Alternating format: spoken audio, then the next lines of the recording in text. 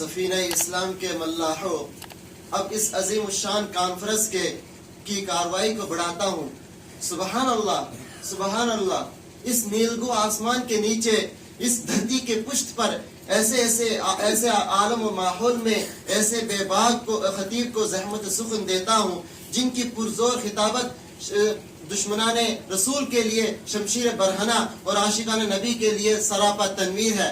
میری مراد نور الابصار ہے۔ آ جاؤ مسکراتے ہوئے جان گلستاں، آ جاؤ مسکراتے ہوئے جان گلستاں، میرے چمن کا جشن بہارا تمہیں سے ہے۔ تشریف موصف تشریف لائے۔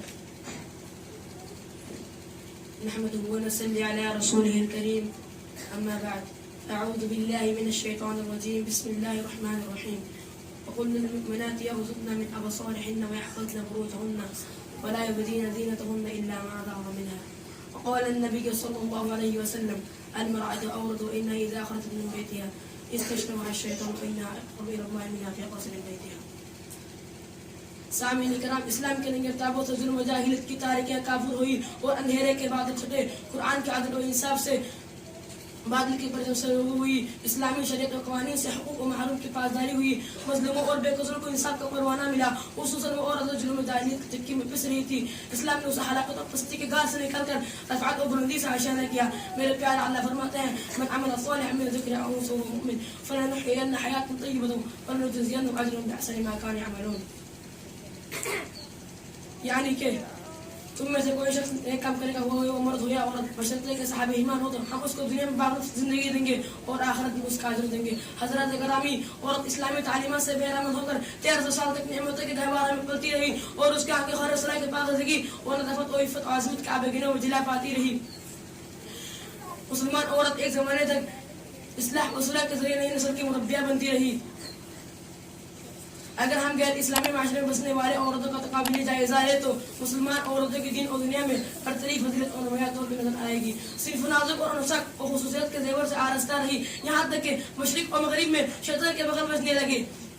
اس کے پیروی نے مسلمان عورتوں کو فریب کاریوں پر مبتلا کر دیا اور اس کو پردہ نہ کرنے کا ارادہ ٹھان لیا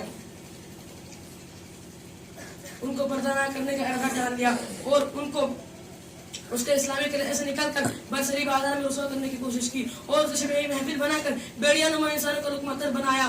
ان کی صرف ایک آواز دی: پردہ بندشوں کو پاش پاش کر دو اور ان کو ان کی چار دیواریں سے نکال کر باہر کھڑا کر دو۔ ان کی مرضی میں جو آئے کرے۔ ان غلاموں نے خواہشات کی، ان کی مرضی پورے ہوتے گئے۔ ان عورتوں نے دھیرے دھیرے مسلمان عورتوں کو رگڑانا شروع کیا۔ ان عورتوں کا مکر و فریب کے خوبصورت ظالم میں پھنسا گیا۔ عورتوں نے پہلے اپنے اسفار اور ذوالفقارت کی نمائش کی، پھر اپنے کلائیوں اور بازوؤں کی ایریا کیا، پھر اپنے سینے کی دلکشی کی طرف دعوت نظرانی دی، پھر اپنے پنڈلیوں اور رانوں کو اجگاب کیا۔ یہی نہیں بلکہ مردوں کے دو بدلے، خلوت اور جلوت، ہر کام پر اختلاط کی گرم بازاری دی، کرامت اور شرافت کی سطحیں تار تار ہوئی۔ باخدا پھر نہ پوچھے مسلم معاشرے کو کن کن انارکیوں سے دوشن ہونا پڑا، اسے کن کن آفاتوں کا سامنا کرنا پڑا، فسق فجور کے کیسے کیسے کہانیاں دہرائے گی، عنایت و فحاشیت کی کیسے کیسے دور دورہ ہوا۔ اور رب ذوالجلال کا فرمان ہے: ظہر الفساد فی البر والبحر بما کسبت ایدیہم، یعنی کہ خشکی اور توئی میں لوگوں کے اعمال سبب بلائیں پھیل رہی ہے۔ حضرات گرامی، عورت اسلامی کیا آپ جانتے ہیں بہائی، بے پردگی اور بے غیرتی اور اختلاط و ایک جگہ سطح بلند کرنے والے کا صدا بلند کرنے والے اور اختلاط و ایک جگہ صدا بلند کرنے والے کے پیچھے کیا رخ فرما ہے؟ دراصل یہ آزادی اور بے پردگی کے نام پر اپنے سلطنت کے جذبات کا تقسیم ساکھتے ہیں۔ ارشاد اللہ وندی ہے: اللہ یرید ان یطیب علیکم ویرد الذین یتبعون الشہوات او تمیل میلا عظیما، یعنی کہ اللہ سبحانہ و تعالیٰ کو تمہارے حال پر توجہ فرمانا منظور ہے اور جو لوگ شہرت پرست یوں چاہتے ہیں کہ تم بڑی باریک چیزیں پڑ جاؤ گے۔ معزز حاضرین، اگر ہم مسلمان کی اس افسرناک صورتحال اور اس کے ماقبل احوال کے بعد اور بات سامانیوں اور فتنہ سامانیوں کے اور آوارہ گردیوں کو موازنہ اور مقابلہ کرے اور دین و دنیا کے نفع اور نقصان کو انصاف کے ترازو میں توڑے، دنیا میں خسارے زیادہ نظر آئیں گے۔ میں آپ کو دینی نفع اور نقصان کے بارے میں نہیں کہہ رہا، اس لیے کہ وہ تعالیٰ من الشمس ہے۔ میرے دوستو، یہ ایک زبردست نقصان ہے جو انسان کے مسلمانوں کے سر پر آفت بن کے گرا ہے۔ زنا اور سودکاری ایسا امراض ہے، وہ جب کسی بستی اور شہر میں اس کا دور دورہ ہو جاتا ہے تو وہ شہر اور بستی عالم خدا بندی میں گر جاتا ہے۔ चुनांचे हदीस है ताजदार मदीना सल्लल्लाहु अलैहि वसल्लम ने इरशाद फरमाया फला फस्तना फी कौम कत इल्ला कसरा फीहिमुल मौत, यानी कि जब भी किसी कौम में ज़िना का दौर दौरा हुआ तो वहां पर मौत की ज़्यादती हो गई। गैर मुसलमानों, ये एक हकीकत है कि औरत को अपने घर की एक जीनत बन के रहना चाहिए। रब कायनात फरमाना वकरना फी बुयूतिकुन्ना वला तबररन तबरुजल जाहिलियतिल उलवा, कि अल्लाह के बंदियों तो अपने घर में करार से रहो और कदीम ज़माने जाहिलियत की दस्तूर मत पीरो। मुसलमानों, इसमें औरत की हिफाजत है और इसमें फितनों से अमन है और इसमें शैतानी मुसलकारियों से निजात है। अगर औरत अपने घर की जीनत बन के रहे तो वो अपने महबूब से करीब है। जैसे कि इमाम तबरानी की वो हदीस जो मैंने खुतबे के शुरू में पढ़ा था, हज़रत इब्न उमर रज़ियल्लाहु अन्हु की नकल है, अल-मरअतु औरतु इन इज़ा खरजत मिनहा इस्तशरहा अश-शैतानु व इन अक़रबु इलल्लाहि मिनहा फी क़स्रि बैतिहा। मेरे नबी ने आज से 2000 बरस पहले फरमाया था कि औरत की जात काबिल पोशीदगी है और जब घर से निकलती है तो शैतान फख्र महसूस करता है और वो अपने रब से उस वक्त करीब होता है जब वो अपने घर के कलाम में महफूज हो।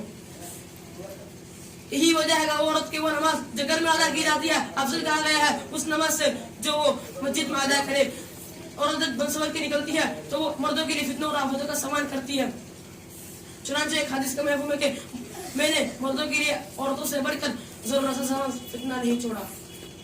हजरत, इस्लाम नाम है ऐसा मज़हब का जो तहारत और पाकीज़गी का नाम नमूना पेश करती है, जो दिल और दिमाग से शिर्क के आलाइशों को पार करती है, जो बुरे और गंदे ख्यालात का कला कमा करता है, जो माशरे की गलती आदत व अतवार का भी खली करता है, जो शर और फसाद का खात्मा चाहता है। ये इस्लामी तालीमात ना तो वीडियो का नाम है ना नाकाबिल बर्दाश्त जिम्मेदारों का जो अपने नफ्स के लिए बारगिरा बन जाए, ना ऐसे पाबंदियों और बंदिशों का नाम है जो उर्ज व अकबर का रास्ता रोके, वरना नमक और कागज़ी की तरक्की व किबारमंदी और सुलह व तक़वा का नाम है। अगर हम उन पाक बाजू पाक तीन औरतों का वाक़या जो इस्लाम से वाबस्ता है वो उन तुकाबिल औरतों के में सुने तो मुताला करते आप खुद ही फैसला कर देंगे कि मुसलमान औरत दूसरे औरतों से बदल जहां फजीलत और गनीमत है।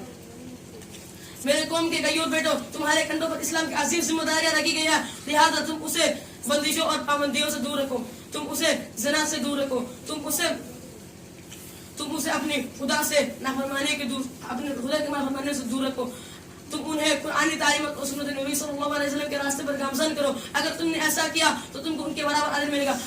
अगर तुमने इस कमी बरती तसाहुल से काम लिया तो उनको नाफरमानी के गर्दा में छोड़ दिया तो तुमसे क़यामत में बास पुरुष होगी, क्योंकि आक़ा नामदार सल्लल्लाहु अलैहि वसल्लम ने इरशाद फरमाया कुल्लुकुम राई व कुल्लुकुम मसऊलुन अन रइयतिही, तो तुम सब के सब चरवाहे हो और तुमसे क़यामत अपने रियायत के बारे में बास पुरुष होगी।